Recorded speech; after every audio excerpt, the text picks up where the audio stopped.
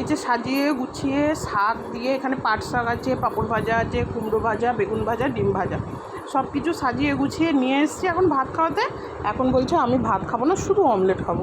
আমার ভাত খেতে একদম পছন্দ হয় না, আমি একদম পছন্দ করি না, আমার খুব বাজে লাগে এইরকম তার কথাবার্তা। চলে আসো, তাড়াতাড়ি চলে আসো। ঠিক আছে, অমলেটটাই দেবো, তুমি আসো না, আসো বাবা, আসো, এই মাত্র পড়ে এলো। আসো বাবা, আসো, আসো, আসো।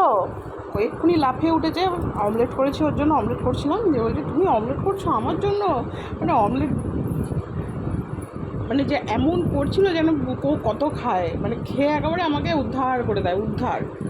চলে আসো, চলে আসো, তাতে চলে আসো, তারপর চলে আসো, চলে আসো, শুনু, চলে আসো। মা বলে ডাকলে আসবে তো? তাহলে কি বলে ডাকলে আসবে? কিছু বললেও আসবে না? তাহলে কি বলবো, খ্যাপা বাবা? তাহলে কি বললে আসবে বলো? আসো বাবা, আসো বাবা, তাড়াতাড়ি আসো, রাগ করে না, আসো, ভাত খেয়ে নিতে হয়, তুমি সকাল থেকে কিচ্ছু খাওনি না, আসো,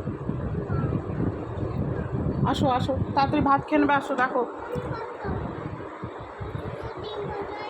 ঠিক আছে, শুধু ডিম ভাজাই খাবে, আসো।